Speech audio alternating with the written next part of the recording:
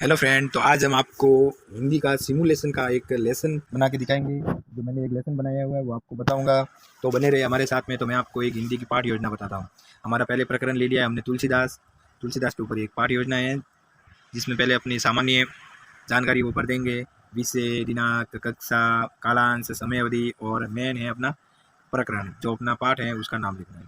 उसके बाद में आगे बढ़ेंगे तो अपना हो जाएगा पाठ का महत्व।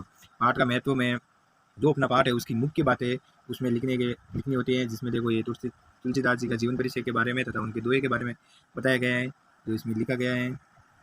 और उसके बाद में अपना तीसरा पॉइंट होगा संकलात्मक मानचित्र। संकलात्मक मानचित्र में अपने को 3 टॉपिक लेना पड़ता है, 3 बिंदु लेने पड़ते हैं, जिसपे अपना पूरा शिक्षण या पूरा पाठ पढ़ाया जाए। उसके लिए 3 बिंदु लेने पड़ते हैं, जिसमें हमने पहला लिया है जीवन परिचय। पहला पॉइंट हो जाएगा अपना जीवन परिचय, जिसमें तुलसीदास का जीवन परिचय बताएंगे। दूसरा पॉइंट होगा दोहा, और तीसरा पॉइंट होगा रचना है, या उनकी जो मुख्य मुख्य रचना है वो तीसरा पॉइंट होगा। उसके बाद में अपन चलते हैं चौथा पॉइंट, तो हो जाएगा विशिष्ट उद्देश्य में, जिसमें अपेक्षित व्यवहारगत परिवर्तन। जिसमें 2 कॉलम बनेंगे, एक विशिष्ट उद्देश्य और एक अपेक्षित व्यवहारगत परिवर्तन। विशिष्ट उद्देश्य में पहला पॉइंट है ज्ञानात्मक। ज्ञानात्मक के 2 भाग होंगे, भाषा तत्वों का ज्ञान तथा दूसरा पॉइंट होगा विषय वस्तु का ज्ञान। इसमें ज्ञानात्मक में पहला पॉइंट भाषा तत्वों के ज्ञान में एक पॉइंट है विद्यार्थी पद्यांश में आए निम्नलिखित कठिन शब्दों का प्रत्याभिज्ञान कर सकेंगे। शब्दों जैसे शब्द बताए गए हैं निर्भय, सोए, अनहोनी आदि। इसमें दूसरा पॉइंट है विषय वस्तु का ज्ञान। विषय वस्तु में दूसरा पॉइंट है विद्यार्थी पद्यांश में वर्णित विषय वस्तु का प्रत्यास्मरण कर सकेंगे। पहला पॉइंट हो जाएगा इसमें प्रत्याभिज्ञान, कि पहले बच्चा उसका ज्ञान लेगा फिर उसका स्मरण करेगा। दोनों टॉपिक हो जाएंगे ज्ञानात्मक में। उसके बाद में हो जाएगा अवबोध। अवबोध 2 प्रकार के होंगे, एक सुनकर अर्थग्रहण एवं एक पढ़कर अर्थग्रहण। जिसमें पहला है विद्यार्थी तुलसीदास के दोहों को सुनकर अर्थ ग्रहण कर सकेंगे। जिसमें पहला पॉइंट है कि तुलसीदास के दोहों को विद्यार्थी सुनकर अर्थ ग्रहण कर सकेंगे, और दूसरा है पढ़कर अर्थ ग्रहण कर सकेंगे। उसके बाद में अपना तीसरा टॉपिक है अभिव्यक्ति। अभिव्यक्ति में 2 प्रकार के हैं, एक मौखिक अभिव्यक्ति और एक लिखित अभिव्यक्ति। मौखिक अभिव्यक्ति में विद्यार्थी मौखिक रूप से अभिव्यक्त कर सकेगा, और लिखित में विद्यार्थी लिख कर अभिव्यक्त कर सकेगा, अपने विचारों का अभिव्यक्त कर सकेगा। उसके बाद में अभिरुचि। अभिरुचि में विद्यार्थी प्रस्तुत दोहे के माध्यम से नैतिक आदर्श, भक्ति भावना, ज्ञान आदि के प्रति वृद्धि का विकास कर सकेंगे, मतलब कि अपने मानसिक शक्ति का विकास कर सकेंगे। उसके बाद में अभिवृत्ति। विद्यार्थी प्रस्तुत दोहे के माध्यम से रुचि लेकर अन्य कवि के दोहों को पढ़ने में अभिव्यक्त या अभिवृत्ति कर सकेंगे। बोले तो दूसरे दोहों को पढ़ने में अपनी जिज्ञासा को बढ़ा सकेंगे। उसके बाद ज्ञान उपयोग में एक पॉइंट है विद्यार्थी तुलसीदास के दोहों को पढ़कर अपने जीवन मधुर वाणी बोलना व आपस में प्रेम भाव में पढ़ना, लिखना, रहना, व्यवहार करना आदि का उपयोग कर सकेंगे। बोले कि अपने जीवन में कबीरदास के दोहों से जो ज्ञान प्राप्त होता है वो अपने जीवन में उतार सकेगा, उसका उपयोग अपने जीवन में कर सकेगा। उसके बाद में लास्ट पॉइंट है कौशल। विद्यार्थी दोहे में आए शब्दार्थ तथा गुणों को जानकर अपने दैनिक जीवन में सदुपयोग कर सकेगा और उसका साथ बना सकेगा। उसके बाद में है व्यू रचना। व्यू रचना में 2 प्रकार की विधि होती है, एक वाक्य विधि तथा दूसरी प्रविधि। पहली विधि होती है जिसमें वाक्य विधि है, और तथा दूसरी प्रविधि प्रश्नोत्तर विधि। उसके बाद में है सहायक सामग्री, कि जो अपन एक पाठ पढ़ाते समय जो जो अपन उपयोग में लेते हैं सामान, उसका चित्र या उनका नाम। जैसे हमने लिया है साठ है, चित्र है, संकेतिका है, शौक है, राष्ट्र है आदि। उसके बाद में अपनी हो जाएगी प्रस्तावना, वातावरण निर्माण। तो उसमें देखो एक पहले एक दोहा लिया गया है, उस दोहे के माध्यम से प्रस्तावना की जा रही है। काल करे सो आज कर, आज करे सो अब, पल में परले होएगी बहुरी करे लो कब।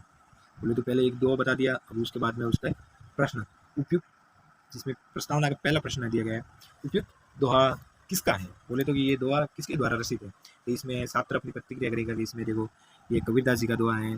अपने को फिर से कबीरदास जी से फिर प्रश्न बनाना है, कबीरदास ने इस दोहे में क्या कहा है।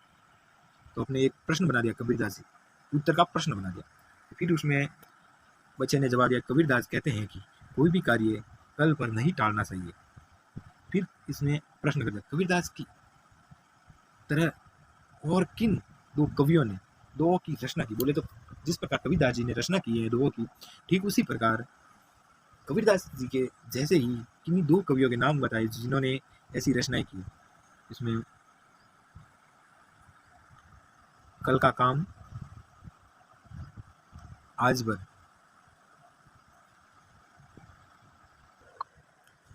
सूरदास, तुलसीदास, रहीमदास। तो अपने को फिर से एक प्रश्न लेना, कबीरदास की तुलसीदास ने भी दोहों की रचना की है, तुलसीदास के दोहों के बारे में आप क्या जानते हैं? तो ये अपना हो गया प्रश्न। तो फिर इसमें बच्चा तुलसीदास के दोहों के बारे में नहीं बता सके तो आज का हमारा प्रकरण होगा तुलसीदास के दोहे, तो जिसमें हमारा उद्देश्य कथन हो जाएगा।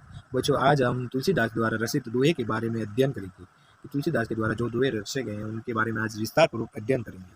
तो यहाँ से अपना प्रकरण स्टार्ट हो जाता है। तो फिर शिक्षण अधिगम प्रक्रिया, जिसमें अपने को पांच कॉलम बनाने पड़ते हैं। पहला हो जाएगा क्रम संख्या, दूसरा हो जाएगा शिक्षण बिंदु की जो अपन पॉइंट ले रहे हैं वो पॉइंट, तीसरा हो जाएगा छात्राध्यापक क्रिया, चौथा हो जाएगा छात्र क्रिया जिसमें बच्चा अपनी ओर से प्रतिक्रिया कर रहा है, पांचवा हो जाएगा श्याम पर जो अपन कार्य बोर्ड पर कर रहे हैं, श्याम पर कर रहे हैं वो कार्य इससे डायरी में लिखा जाएगा। तो इसमें हो जाएगा पहला हो जाएगा कि कवि परिचय, जिसमें छात्र अध्यापक द्वारा कवि का जीवन परिचय करवाया जाएगा, जिसमें छात्र को निर्देश देंगे, छात्र ध्यानपूर्वक सुनेंगे, जिसमें देखो कवि का परिचय किया गया है। ये इसमें कवि का परिचय हो जाएगा जीवन परिचय, कवि का जन्म, उनके माता पिता का नाम, उनके द्वारा रचित रचनाएं और उनकी मृत्यु। उसके बाद में हो जाएगा अपना दूसरा पॉइंट हो जाएगा दोहा, जो कवि तुलसीदास जी द्वारा रचित दोहा है वो दोहा हो जाएगा। तुलसी भरोसे राम के निर्भय होके सोए, अनहोनी होनी नहीं होनी को सो होए।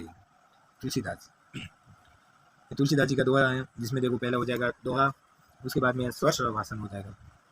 छात्र अध्यापक द्वारा दोहे का स्वर भाषण किया गया है।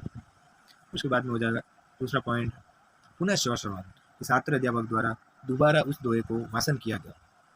उसके बाद में अनुकरण भाषण, छात्र अध्यापक द्वारा एक छात्र को अनुकरण भाषण करने का आदेश या निर्देश देंगे। कक्षा में उपस्थित अध्यापक दोहा पढ़ते समय किसी छात्र को खड़ा करके उनको दोहा पढ़ने के लिए आदेश देंगे। तो इसमें हो जाएगा छात्र क्रिया में निर्देशित छात्र अनुकरण भाषण करेगा। उसके बाद में हो जाएगा अशुद्धि संशोधन, छात्र अध्यापक द्वारा अनुकरण भाषण में आए अशुद्ध शब्दों का संशोधन किया जाएगा, जिसमें बच्चे द्वारा दोहा पढ़ा जाने पर उसमें कोई त्रुटि या उसमें कोई गलती आने पर छात्र अध्यापक द्वारा उस दोहे का सही उच्चारण करने के लिए छात्र को कहेंगे या उसकी गलती को बताएंगे। उसके बाद में हो जाएगा काठिन्य निवारण, छात्र अध्यापक द्वारा दोहे में आए कठिन शब्दों का काठिन्य निवारण किया गया श्यामपट की सहायता से, जिसमें निर्भय का निर्भर, सोए मतलब सोना, कठिन शब्द आए उनका निवारण श्यामपट के माध्यम से किया जाएगा। उसके बाद में हो जाएगा भावार्थ, छात्र अध्यापक द्वारा दोहे का भावार्थ करवाया गया या बताया जाएगा, जिसमें छात्र क्रिया में हो जाएगा छात्र ध्यानपूर्वक सुनेंगे। भावार्थ में तुलसीदास के दोहे का पूरा वर्णन किया जाएगा, जिसमें पूरे दोहे का वर्णन बताया जाएगा। उसके बाद भावानुभूति प्रश्न, ये दोहा किसका है? तुलसीदास जी का। दूसरा प्रश्न हो जाएगा इसमें कवि तुलसीदास जी का प्रसिद्ध ग्रंथ कौन सा है? तो बच्चे आंसर देंगे रामचरितमानस। उसी प्रकार तीसरा प्रश्न हो जाएगा तुलसीदास की मृत्यु कब हुई थी? तो बच्चे आंसर देंगे 1680 ईस्वी में। उसके बाद में मूल्यांकन प्रश्न या जिसे अनुभव विस्तार प्रश्न कहते हैं, उसमें अपने को 4 या 5 प्रश्न लेने पड़ते हैं, जिसमें अपना 2 प्रश्न हो जाएंगे वस्तुनिष्ठ, 1 प्रश्न हो जाएगा रिक्तस्थात्मक, उसके बाद में 2 प्रश्न ले सकते हैं अपन अतिलघुत्तरात्मक और 2 प्रश्न ले सकते हैं लघुत्तरात्मक, और 1 प्रश्न हो जाएगा अपना निबंधात्मक, उसके बाद में हो जाएगा गृह कार्य और उसके बाद में हो जाएगा संदर्भ। तो ठीक उसी प्रकार आपका ये लेसन हो गया कंप्लीट। तो आगे लेसन और भी किसी को लेसन चाहिए तो प्लीज़ हमसे कॉन्टैक्ट रहे। कैसा लगा लेसन कमेंट में ज़रूर बताएं।